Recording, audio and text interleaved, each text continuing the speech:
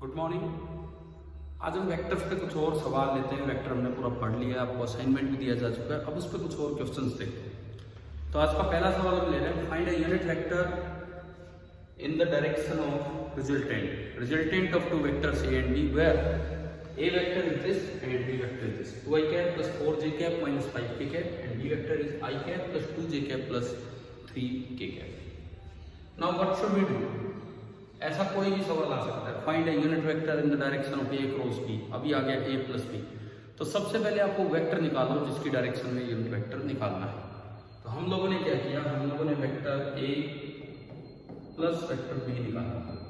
ना vector a plus vector b is i cap में i cap जुड़ा 3i cap plus 6j cap minus 5 plus 3 minus 2k cap. Now this is your vector r. This is your vector r. हमें इस direction में एक unit vector निकालना होगा, इसकी direction में एक यूनिट वेक्टर। तो उसके लिए मुझे मोड आर की जरूरत पड़ेगी। और आप सभी जानते हैं कि magnitude of a vector is given by under root 3 square plus 6 square plus minus 2 square. 9 36 और 9 45 और 4 49 root 49। It means it is 7 unit. एक वेक्टर आ गया, उसका मैग्नीट्यूड आ गया। अब मुझे उस डायरेक्शन में एक यूनिट वेक्टर चाहिए। तो एक सीधा सा फॉर्मूला होता है r cap is equal to vector r upon mod r. आप पूरे के बाहर भी 1/7 कर सकते हैं, अलग अलग करना चाहें तो ऐसे लिखा जाएगा 3/7 I cap plus 6/7 J cap minus 2/7 k cap. Now this is your final answer. This is your final answer. इस तरह से किसी डायरेक्शन में यूनिट वेक्टर निकाला जाता है। ठीक है। सपोज मैं इसी सवाल को चेंज करता हूँ, आप ये नोट कर लेना जरूर अपने नोट्स में। आपको रिकॉर्डेड वीडियो भेजा जाएगा। अभी तो मैं लाइव पढ़ा रहा हूँ, बट रिकॉर्डेड वीडियो भेजा जाएगा तो आप उसमें उसको पॉज करके और लिख लेना अपने नोट्स में। मान लो इसी में क्वेश्चन ये होता कि एक बार मैं, आज बड़ा इम्पोर्टेंट डे है, अप्रैल 13, 2024, बैसाखी डे है आज। और सन 1919 में आज के ही दिन जलियांवाला बाग हत्याकांड हुआ था, जो सबसे क्रूएल एक्ट बोला जाता है कि जो अंग्रेजों ने हमारे ऊपर किया, भारतीयों पे किया। तो उन सबको नमन है जो उस दिन शहीद हुए। चलिए हम आगे बढ़ते हैं। मान लो इसी सवाल में एक चेंज ओपिनियन आ जाए कि find a unit vector in a direction which is perpendicular to the plane containing A and B. Find a unit vector in a direction which is perpendicular to the plane containing A and B. तो सबसे पहले plane, देखो एक और सवाल बना लेते हैं, अलग से वैल्यू ले लेते हैं, कोई फर्क नहीं पड़ रहा। Find a unit vector in a direction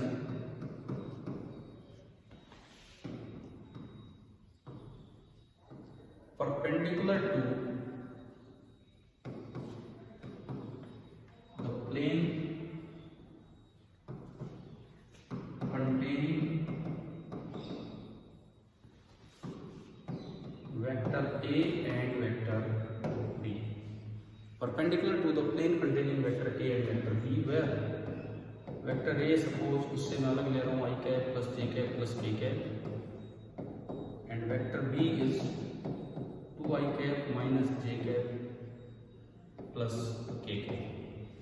आपको दो वेक्टर दिए और आपको एक यूनिट वेक्टर चाहिए ऐसी डायरेक्शन में जो इस प्लेन के ही परपेंडिकुलर है, जिसमें ए और बी। तो अब आपको सोचना होगा, दो वेक्टर्स के परपेंडिकुलर प्लेन में पहुंचना हो, दो वेक्टर्स के प्लेन के परपेंडिकुलर डायरेक्शन में पहुंचना हो, तो एक अकेला एक ऐसा ऑपरेशन है जो हमें वहां पहुंचा देगा, that is cross product.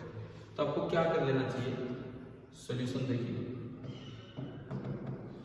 Late c vector cross vector is a cross b. तो सबसे पहले आप ना सी वेक्टर निकालना जो कि उनके प्लेन के परपेंडिकुलर थे। तो आपने डिटरमिनेंट बनाया आई कैप जे कैप के कैप। ए के 3 कंपोनेंट 1 1 1, बी के 3 कंपोनेंट बाद आपने डॉक्यूमेंट ओपन किया, जैसे आप करते हैं वैसे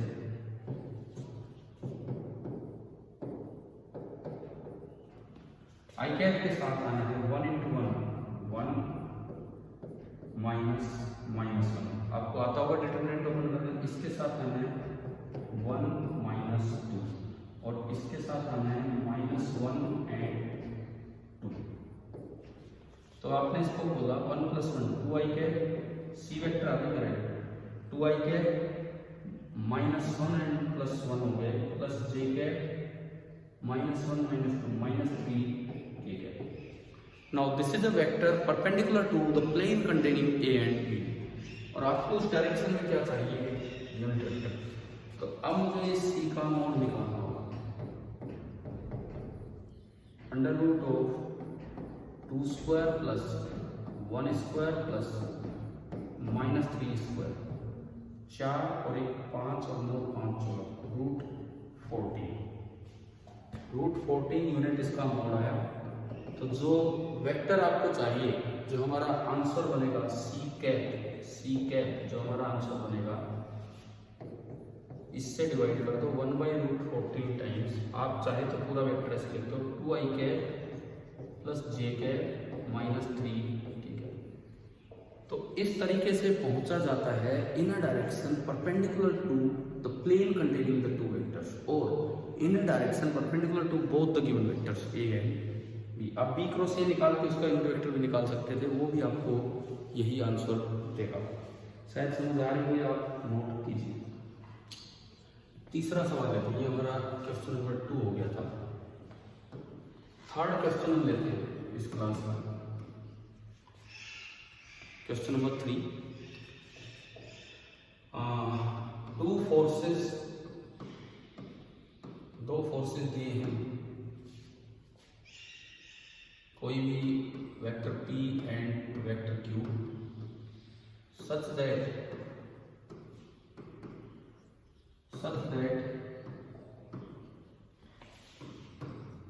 sum of their magnitudes is 18 newton. उनके मैग्नीट्यूड का सम तो 18 न्यूटन है। Are given a resultant of 12 newton. उन दोनों के मैग्नीट्यूड का सम तो 18 न्यूटन है, लेकिन वो जो रिजल्टेंट दे रहे हैं वो 12 न्यूटन है, और विच इज एट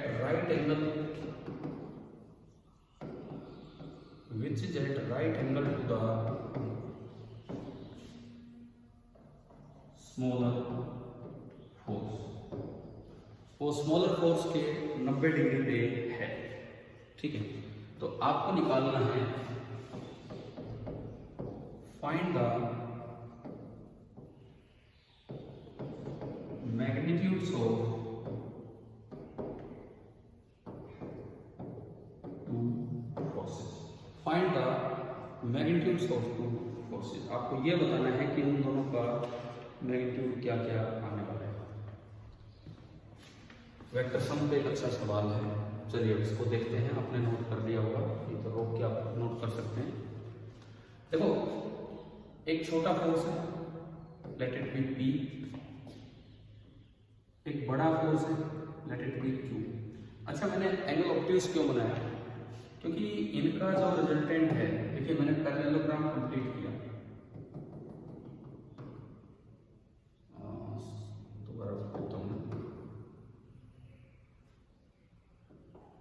मैंने पैरेललोग्राम कंप्लीट किया, रिजल्टेंट जो आएगा वो ऐसे आना चाहिए, मतलब ये बनना चाहिए।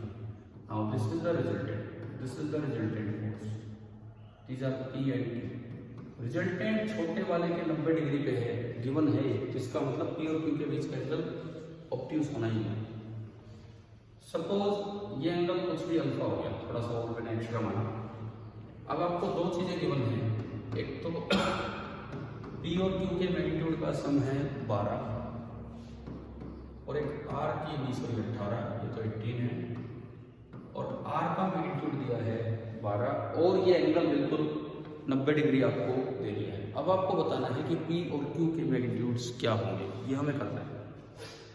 देखो सोल्व करने के लिए मैं इसको ओरिजिन मान रहा हूँ, let it be x axis and let it be y axis. ठीक है, अब क्या करें हम, मैंने फिर से एक्सिस दिखा दिया, एक्स एक्सिस वाई एक्सिस। अब हम क्या करें, इनके कंपोनेंट्स करें। P तो पूरा इधर है, Q का अल्फा वाली साइड कोस अल्फा होगा, Q का ये कंपोनेंट होगा Q कोस अल्फा और ये कंपोनेंट होगा Q साइन अल्फा। अब देखिए क्वेश्चन में बोला है कि रिजल्टेंट ऊपर है, यानी कि दिस इज R, ये दोनों कैंसिल होने चाहिए, और R की लंबाई है 12 और ये दोनों कैंसिल होने चाहिए। तो यहाँ से मुझे दो बातें पता लगी कि Q cos alpha this is 12 and Q sin alpha this is P। Q cos alpha is 12 and Q sin alpha is P। सबसे पहले प्योर क्यू में इक्वेशन है, एक और चाहिए, अल्फा हटाओ, बड़ा आसान है, दिख रहा है आप लोगों को, squaring and adding. Squaring and adding करने से यहाँ बनेगा Q square common, cos square plus sin square alpha 1, 12 square 144 plus P square. तो Q स्क्वायर आ गया 144 प्लस P स्क्वायर। मैं इसको यहाँ आगे बढ़ाऊँ तो Q square minus P square is 144।